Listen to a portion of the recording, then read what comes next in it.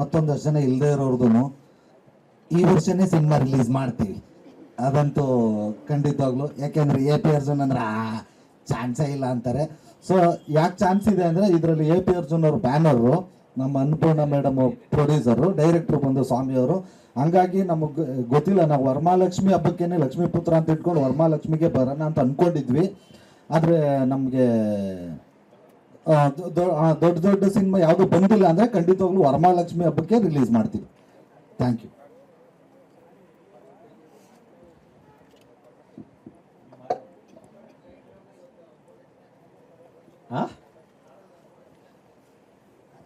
Forest ಅಲ್ಲ, ಅದೇ ಇವಾಗ ಸಿನಿಮಾಗೆ ಬೇಕಲ್ಲ.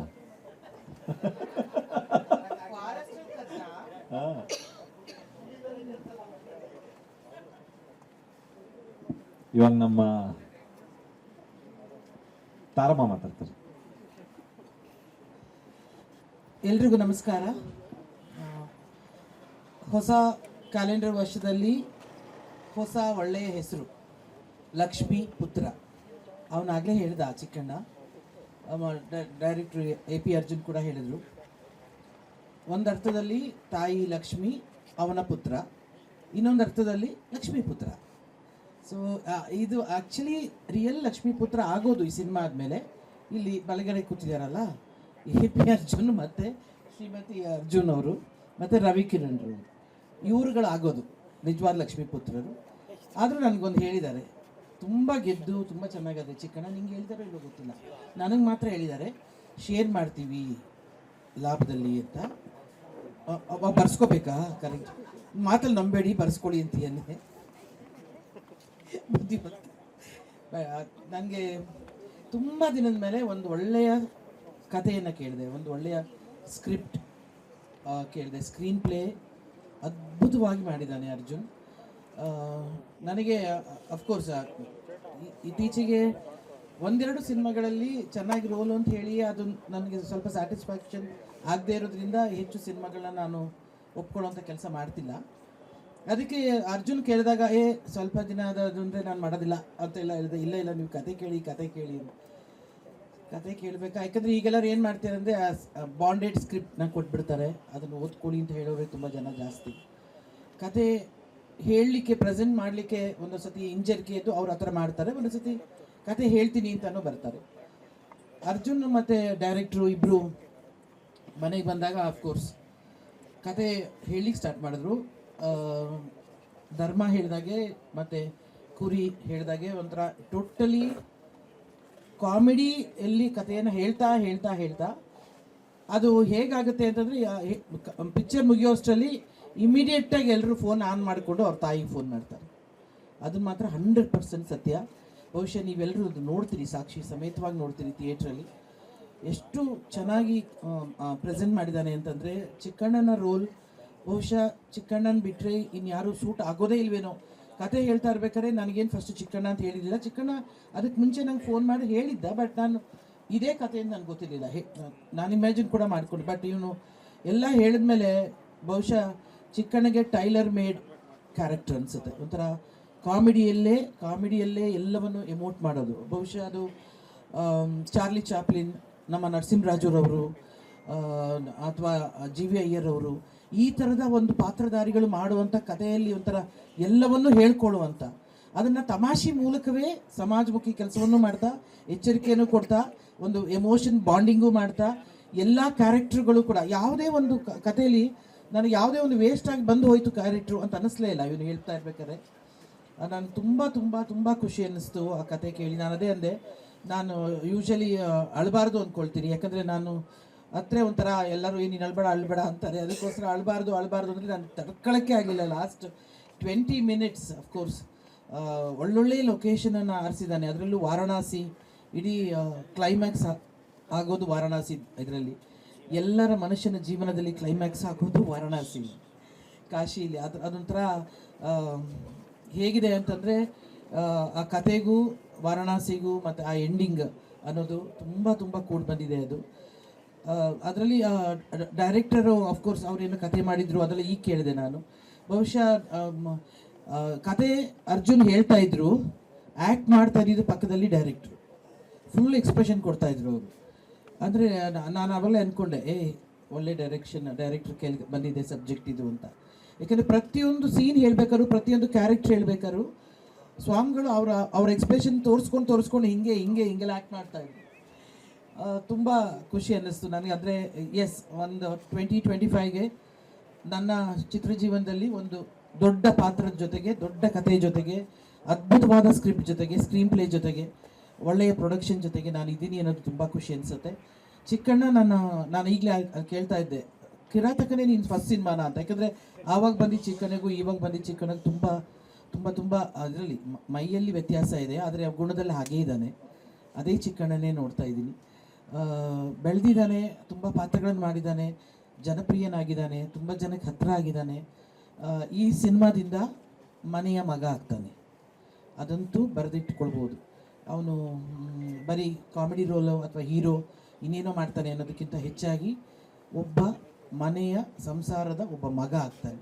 ಎಲ್ಲರಿಗೂ ಇಂತಹ ಒಂದು ಕ್ಯಾರೆಕ್ಟ್ರು ಮಾಡಬೇಕಪ್ಪ ಅಂತ ನಿಜವಾಗ್ಲೂ ಅನಿಸೋಂಥ ಕ್ಯಾರೆಕ್ಟರ್ ಅದು. ಕುರಿ ಬಗ್ಗೆ ಹೇಳಬೇಕೇ ಆಗಿಲ್ಲ. ಅವನು ಏನು ಪಾತ್ರ ಕೊಟ್ಟರು, ಏನು ಕೊಡದೇ ಇದ್ದರೂ ಸ್ಕ್ರೀನಲ್ಲಿ ಅವನ ಪ್ರೆಸೆನ್ಸ್ನ ಅವ್ನು ಮಾಡ್ಕೊಂಡೇ ಹೋಗ್ತಾನೆ. ಅಲ್ಲ, ನೀನು ದುಡ್ಡು ಕೊಟ್ಟರೆ ಅಲ್ಲಲ್ಲ, ಏನು ಪಾತ್ರ ಕೊಡದೆ ಅಂದರೆ ಪಾತ್ರದಲ್ಲಿ ಅಲ್ಲ ಕಂದ ನೀವು ನೋಡು, ಕೊಡದೇ ಇದ್ರು ಅಂದರೆ ಪಾತ್ರ ಹೊಗಳ್ತಾ ಇದ್ರಿ. ನಾನು ಒಂದು ಟ್ಯಾಗ್ಲೈನ್ ಹಾಕೊಂಡು ಮಾತಾಡ್ಬೇಕನ್ನೋ ಇನ್ಮೇಲೆ ಹೊಗಳ್ತಾ ಇದ್ದೀನಿ ನಿನ್ನ. ಧರ್ಮ, ತುಂಬ ಥ್ಯಾಂಕ್ಸ್ ನನ್ನ ಜೊತೆ ಆ್ಯಕ್ಟ್ ಮಾಡೋಕ್ಕೆ. ಭಾಳ ಚೆಂದ ಒಳ್ಳೆ ಮಾತುಗಳನ್ನ ಹೇಳಿದೆ. ತುಂಬ ತುಂಬ ಥ್ಯಾಂಕ್ಸ್. ನನಗೂ ಕೂಡ ನಿಮ್ಗೆಲ್ಲರ ಜೊತೆ ಆ್ಯಕ್ಟ್ ಮಾಡೋದು ನಮಗೂ ಚಾಲೆಂಜಿಂಗೆ, ಸಾಮಾನ್ಯದವರಲ್ಲ ನೀವೆಲ್ಲ. ಆದ್ದರಿಂದ ನಾನು ಸ್ವಲ್ಪ ಹುಷಾರಾಗಿ ಆ್ಯಕ್ಟ್ ಮಾಡಬೇಕು. ಆ್ಯಂಡ್ ಮತ್ತೊಮ್ಮೆ ಶ್ರೀಮತಿ ಅರ್ಜುನ್, ಅನ್ನಪೂರ್ಣ ಅರ್ಜುನ್ರವರಿಗೆ, ಮತ್ತು ರವಿಕಿರಣ್ ಮತ್ತು ನಮ್ಮ AP ಅರ್ಜುನ್ ಆಗಲೇ ಹೇಳಿದಾಗೆ ಶೇರನ್ನು ಖಂಡಿತ ಕೊಟ್ಟಾಗ ನಾನು ನಿಮಗೆಲ್ಲರಿಗೂ ಶೇರ್ ಮಾಡ್ತೀನಿ ಅಂತ ಹೇಳಿ. ಲಕ್ಷ್ಮೀಪುತ್ರ ಒಳ್ಳೆಯದಾಗಲಿ, ಒಳ್ಳೆ ಯಶಸ್ಸಾಗಲಿ. ಇವತ್ತು ಒಳ್ಳೆ ಗಳಿಗೆಯಲ್ಲಿ ಪ್ರಾರಂಭ ಮಾಡಿದ್ದಾರೆ. ಇದು ದೊಡ್ಡ ಯಶಸ್ಸಾಗಲಿ. 2025 ಮೊಟ್ಟ ಮೊದಲ ಸೂಪರ್ ಹಿಟ್ ಸಿನಿಮಾ ಆಗಲಿ ಇದು ಅಂತ ನಾನು ಆಚರಿಸ್ಕೊಳ್ತೀನಿ. ತುಂಬ ಅನೇಕ ಕನ್ನಡ ಚಿತ್ರಗಳು ಬರ್ತಿದೆ. ಎಲ್ಲ ಚಿತ್ರಗಳು ಯಶಸ್ವಿ ಜೊತೆಗೆ ನಮ್ಮ ಚಿತ್ರ ಕೂಡ ಯಶಸ್ವಿ ಸಾಲಿನಲ್ಲಿ ಸಾಗಲಿ ಅಂತೇಳಿ ನಾನು ಕೇಳ್ಕೊಳ್ತೀನಿ. ನಮಸ್ಕಾರ ಅಂತ ಒಂದಷ್ಟು ಜನ ಕ್ವಶನ್ ಮಾಡ್ಬೋದು, ಬಟ್ ಅದಕ್ಕೂ ಲಾಜಿಕ್ ಇಟ್ಟಿದ್ದೀವಿ ಸಿನಿಮಾದಲ್ಲಿ. Thank you.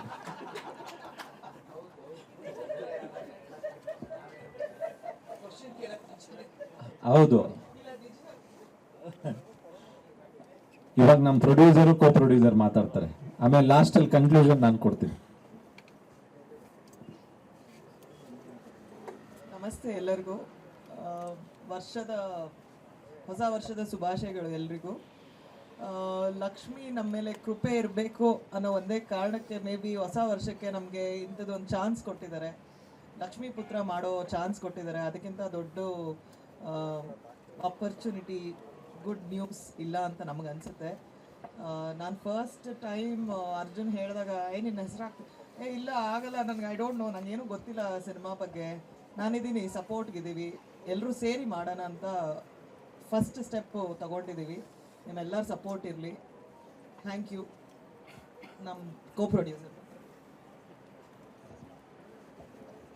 ಎಲ್ರಿಗೂ ನಮಸ್ಕಾರ.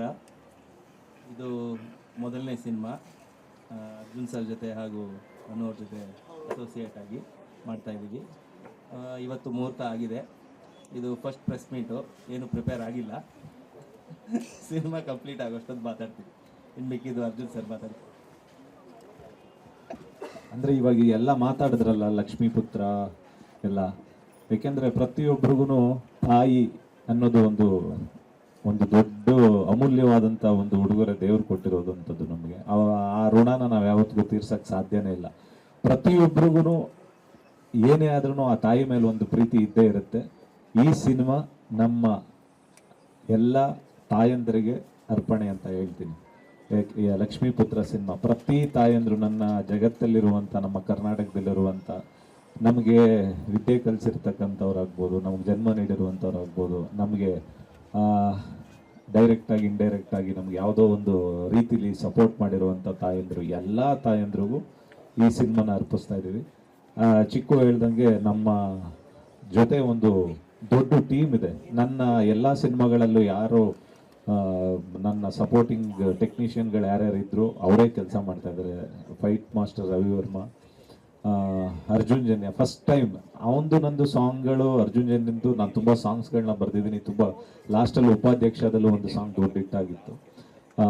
ಇದರಲ್ಲಿ ಫಸ್ಟ್ ಸಾಂಗ್ ಬರೆದಿದ್ದು ಅರ್ಜುನ್ ಜನ್ಯ, ಇದರಲ್ಲಿ ಹೃದಯ ಹೃದಯ ಅಂತ ಯುಗ ಸಿನಿಮಾದು. ಅಲ್ಲಿಂದ ಫ್ರೆಂಡ್ಸು ನಾನು ಅರ್ಜುನ್ ಇಲ್ಲಿವರೆಗೂ ಕೆಲಸ ಮಾಡೋಕ್ಕಾಗಿರ್ಲಿಲ್ಲ. ಫಸ್ಟ್ ಟೈಮ್ ಹಿಂಗೆ ಪ್ರೊಡಕ್ಷನ್ ಮಾಡ್ತಾ ಇದ್ದೀನಿ ಅಂತಂದಾಗ ಫಸ್ಟ್ ಹೆಸರಾಕ್ಬಿಡು ಆಮೇಲೆ ಮಾಡೋಣ ಕೆಲಸನ ಅಂತ ಅಂದ್ಬಿಟ್ಟು ಅರ್ಜುನ್ದು ಹಂಗೆ ಶುರುವಾಯಿತು. ಅದಾದ್ಮೇಲೆ ದೀಪು ನನ್ನ ಎಲ್ಲ ಸಿನಿಮಾಗಳಿಗೂ ಎಡಿಟರ್ ಆಗಿ ಅವನೇ ಕೆಲಸ ಮಾಡ್ತಾ ಇದ್ದಿದ್ದು. ಈ ಸಿನಿಮಾಗೂ ಅವನೇ. ಮೋಹನ್ ಬಿಕೆರೆ ಆರ್ಟ್ ಡೈರೆಕ್ಟ್ರು. ಎಲ್ಲರೂ ಬರಬೇಕಾಗಿತ್ತು, ಬಂದಿಲ್ಲ. ಬಟ್ ನೆಕ್ಸ್ಟ್ ಎಲ್ಲರನ್ನೂ ಕರೆದು ಕೂರ್ಸಿ ಇನ್ನೊಂದು ಪ್ರೆಸ್ ಮೀಟ್ ಮಾಡ್ತೀವಿ ಮಧ್ಯ ಇದರಲ್ಲಿ. ಎಲ್ಲರೂ ನಿಮ್ಮ ವಿಶಸ್ ಇರಲಿ. ಹೌದೌದು, ನಾನೇ ಬರೀತೀವಿ. 4 ಸಾಂಗ್ ಇದೆ. ಹೌದೌದು, ಅಮ್ಮನ ಮೇಲೆ ಒಂದು ಸಾಂಗ್ ಇದೆ. ಹೌದೌದು, ಖಂಡಿತ. ಅಲ್ಲ, ಅಮ್ಮ ಮಗನ್ ಸಿನಿಮಾ ಮಾಡಿ ಅಮ್ಮನ ವ್ಯಾಲ್ಯೂ ಬಗ್ಗೆ ಹೇಳ್ತಾ ಇದೀವಿ ಅಂತಂದ್ರೆ ಅಮ್ಮನ ಬಗ್ಗೆ ಸಾಂಗ್ಸ್ ಇಲ್ಲ ಅಂತಂದ್ರೆ ಇದೆ. ಕರೋನಾಗೂ ಇದಕ್ಕೂ ಸಂಬಂಧ ಇಲ್ಲ. ಕರೋನಾ ಟೈಮಲ್ಲಿ ನಾವು ಖಾಲಿ ಕೂತಿದ್ವಲ್ಲ, ಅವಾಗ ಮಾಡಿದ ಕತೆ. ಕರೋನಾ ಇದರಲ್ಲಿ ಯಾವುದೇ ಥರದ್ದು ಅದಕ್ಕೂ ಇದಕ್ಕೂ ಸಂಬಂಧನೇ ಇಲ್ಲ. ಬಟ್ ಅವತ್ತು ಒಂದಷ್ಟು ವ್ಯಾಲ್ಯೂಸ್ ಮಿಸ್ ಮಾಡ್ಕೊಂಡ್ವಿ ಗೊತ್ತಾ ನಾವು, ಒಂದಷ್ಟು ಸಂಬಂಧಗಳನ್ನ, ಎಷ್ಟೋ ಜನ ವ್ಯಕ್ತಿಗಳನ್ನ. ಆ ಟೈಮಲ್ಲಿ ಅದೊಂದು ಯಾವುದೋ ಒಂದು ಇನ್ಸಿಡೆಂಟ್ ಸ್ಪಾರ್ಕ್ ಆಗಿದ್ದು. ಅಂದ್ರೆ ಎಷ್ಟೋ ಜನ ನೋಡಕ್ಕಾಗ್ದೇನೆ ತೀರೋದ್ರು, ಎಷ್ಟೋ ಜನಕ್ಕೆ ಫೋನ್ ಮಾಡೋಕ್ಕಾಗ್ಲಿಲ್ಲ, ಆಸ್ಪತ್ರೆಗೆ ಹೋದವ್ರು ವಾಪಸ್ ಬರಲೇ ಇಲ್ಲ. ಹಂಗಂತ ಕರೋನಾಗೂ ಇದಕ್ಕೂ ಸಂಬಂಧನೇ ಇಲ್ಲ. ಕರೋನಾ ಇದರಲ್ಲಿ ನಡೆಯುವಂಥ ಕಥೆನೂ ಅಲ್ಲ. ಒಂದು ರೂರಲ್ ಮಂಡ್ಯ ಸುತ್ತಮುತ್ತ ಇರುವಂತ ಒಂದು ರೂರಲ್ ಏರಿಯಾದಲ್ಲಿ ನಡೆಯುವಂತ ಒಂದು ಕತೆ. ಮಂಡ್ಯ ಸುತ್ತಮುತ್ತ ಪ್ಲಾನ್ ಮಾಡ್ತಾ ಇದೀವಿ, ಮೈಸೂರು ಶೂಟ್ ಪ್ಲಾನ್ ಮಾಡ್ತಾ ಇದೀವಿ, ಅದಾದ್ಮೇಲೆ ಗೋವಾ, ಅದಾದ್ಮೇಲೆ ವಾರಣಾಸಿ, ಕಾಶಿ, ಇಷ್ಟು ಜಾಗದಲ್ಲಿ.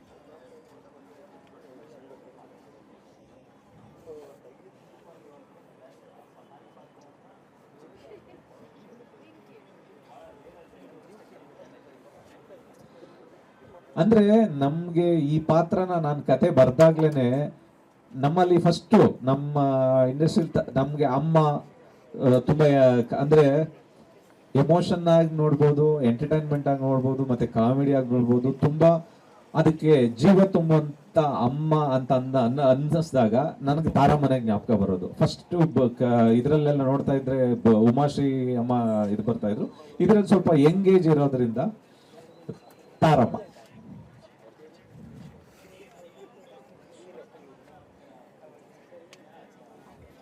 ಇಲ್ಲ, ಅಂದ್ರೆ ಎಲ್ಲಾನು ನಾವು ಒಂದು ಸಿನಿಮಾ ಅಂತ ಮಾಡಿದಾಗ ಆ ಕತೆಗೆ ಏನು ನ್ಯಾಯವಾಗಿ ಕೇಳುತ್ತಲ್ಲ, ಆ ಬಜೆಟ್ ಅಂತೂ ಇದ್ರಲ್ಲಿ ಇದ್ದೇ ಇರುತ್ತೆ.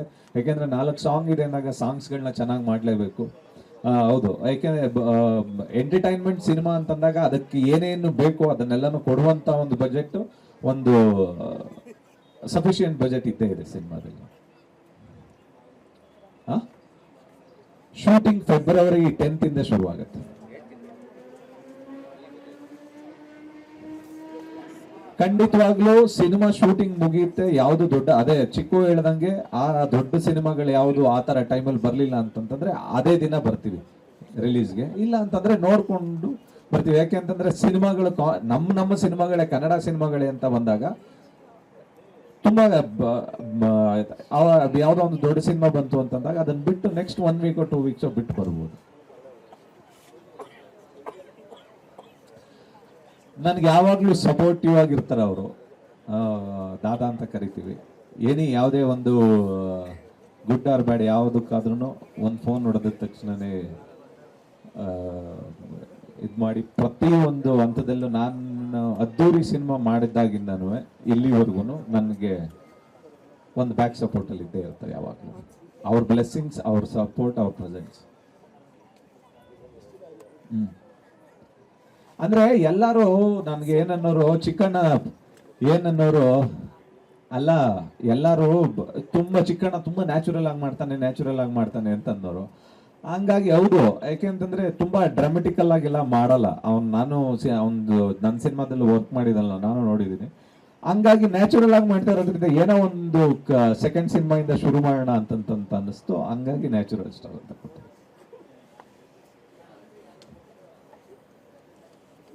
ಕನ್ನಡದಲ್ಲ ಯಾರಿಗೆ? ಹಾ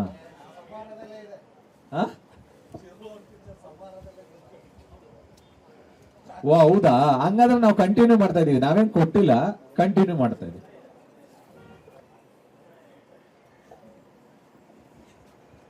ಅದು ಸಂಹಾರ ಅಂತ ನಮ್ಮ ಚಿರು ಸರ್ಜಾ ಅವ್ರು ಹೀರೋ, ಗುರು ದೇಶಪಾಂಡೆ ಅವ್ರ ಡೈರೆಕ್ಟ್ರು, ನನ್ನ ಬರ್ಡೇಗೆ ಅಂತಾನೆ ಒಂದು ಟೀಸರ್ ಕಟ್ ಮಾಡಿದ್ರು. ಸುಮ್ಮನೆ ಬಿಡೋದು ಬೇಡ, ಏನಾದರೂ ಕೊಡಬೇಕಲ್ಲ ಅಂತ ಆಗಲೇ ಇಟ್ರು ನ್ಯಾಚುರಲ್ ಸ್ಟಾರ್ ಅಂತ. ಅದಾದ್ಮೇಲೆ ಬರೀ ನಾನು ಮಾತ್ರ ಕರ್ಕೋತಿದ್ದೆ, ಯಾರು ಕರೀತಿರ್ಲಿಲ್ಲ. ಯಾವ ಬೇಡ ಬಿಟ್ಟಾಕ ಬಂದು ಯಾಕೆ ಚಿಕ್ಕಣ್ಣ ಸಾಕು ಅಂತ ಸುಮ್ಮನೆ ಅದೇ. ಮತ್ತು ಉಪಾಧ್ಯಕ್ಷದಲ್ಲಿ ಅದನ್ನು ನಮ್ಮ ಉಮಾಪತಿ ಅವರು ಕಂಟಿನ್ಯೂ ಮಾಡಿದ್ರು, ಉಪಾಧ್ಯಕ್ಷದಲ್ಲೂ ಇದೆ. ಅಲ್ಲಿಂದ ಹಂಗೆ ಕಂಟಿನ್ಯೂ. ಈಗ ಪರವಾಗಿಲ್ಲ, ಒಂದಷ್ಟು ಜನ ನ್ಯಾಚುರಲ್ ಸ್ಟಾರ್ ಅಂತಾರೆ, ಈಗ ಇಟ್ಕೊಬೋದು ಅಂತ ಅನ್ನಿಸ್ತು. ಸಂಬಾರದಲ್ಲಿ ಕೊಟ್ಟಿರೋ ಬಿಟ್ಬಿಟ್ಟಿದ್ದೆ ನಾನೇ ಬೇಡ ಅಂತ. ಮೊನ್ನೆ ಅರ್ಜುನ್ ಗುರುಜಿ ಅವರ ಅಮ್ಮ ಸಿಕ್ತಾಗ್ಲೂ ಅದೇ ಹೇಳ್ತಿದ್ರು, ತುಂಬಾ ನ್ಯಾಚುರಲ್ ಆಗಿ ಮಾಡ್ತಾನಲ್ವಾ ಚಿಕ್ಕಣ್ಣ ಅಂತಂತ ಅಂದ್ಬಿಟ್ಟು. ಅಂದ್ರೆ ಎಲ್ಲಾರ್ಗು ತಲುಪಿದಾರೆ. ಅದೇ ಯಾರೋ ಕರೀತಾ ಇರ್ಲಿಲ್ಲ, ಅವನೇ ಕರ್ಕತ್ತಾ ಇದ್ದ. ಇವಾಗ ಇದ್ಮೇಲೆ ಎಲ್ಲರೂ ಕರೀಲಿ ಅಂದ್ಬಿಟ್ಟು ಇದು ಮಾಡಿದೀವಿ ಅಷ್ಟೇ. ಇಲ್ಲ ಇಲ್ಲ ಇಲ್ಲ, ಕತೆ ನನಗೆ ಆ ಲೈನ್ ಕತೆ ಚೆನ್ನಾಗಿ ಆ ಟೈಮಲ್ಲಿ ಅನ್ನಿಸ್ತು. ಕತೆ ಬರ್ದಿದ್ದೆ, ಕತೆ ಬರ್ದಾದ್ಮೇಲೆ ಯಾವಾಗ್ಲೂ ಒಂದ್ಸರಿ ಹಿಂಗೆ ಶೂಟಲ್ಲಿ ಇರ್ಬೇಕಾದ್ರೆ ಬ್ರೇಕಲ್ಲಿ ಒಂದ್ಸತಿ ಹಿಂಗಿದೆ ಒಂದು ಕತೆ ಅಂತ ಅಂದ್ಬಿಟ್ಟು ಹೇಳಿದ್ದೆ. ಸುಮ್ಮನೆ ಅವನು ಕೇಳ್ಬಿಟ್ಟು ಅವನು ಬಿಟ್ಟಿದ್ದ, ನಾನು ಬಿಟ್ಬಿಟ್ಟಿದ್ದೆ ಆ ಕತೆನ. ಅದಾದ್ಮೇಲೆ ಉಪಾಧ್ಯಕ್ಷ ಆಗಿ ಒಂದು 5-6 ತಿಂಗಳಾದ್ಮೇಲೆ ಇನ್ನೊಂದು ಯಾವುದೋ ಪ್ರಾಜೆಕ್ಟ್ ಮಾಡ್ಬೇಕಾಗಿತ್ತು ಚಿಕ್ಕಣ್ಣ. ಅದು ಸ್ವಲ್ಪ ಮುಂದೆ ಹೋದ್ಮೇಲೆ ಅಪ್ಪಾಜಿ ನೀವು ಯಾವಾಗ್ಲೂ ಒಂದು ಕತೆ ಹೇಳಿದ್ರಲ್ಲ ಅಂತಂದ್ಬಿಟ್ಟು ಏನ್ ಯಾವ ಕತೆ, ಒಂದ್ 2-3 ಇತ್ತು ನನ್ನ ಹತ್ರ, ಯಾವ ಕತೆ ಅಂತ ಅಂದ್ಬಿಟ್ಟು ಅಂದಾಗ ಅದೇ ತಾಯಿ ಎಮೋಷನ್. ಅವಾಗ ಪುನಃ ಹೇಳಿ ತಿರ್ಗಾ ಕುತ್ಕೊಂಡು ಸ್ಕ್ರಿಪ್ಟ್ ಡೈಲಾಗ್ಸ್ ಎಲ್ಲ ವರ್ಕ್ ಮಾಡಿ ಶುರು ಮಾಡಿದ ಕತೆ. ಅದೆಲ್ಲ ನೆಕ್ಸ್ಟ್ ಅಲ್ಲಿ ಹೇಳ್ತೀವಿ. ಈಗಲೇ ಎಲ್ಲಾ ಪಾತ್ರಗಳನ್ನ ಬಿಟ್ಬಿಟ್ರೆ ಹಿಂಗೆ.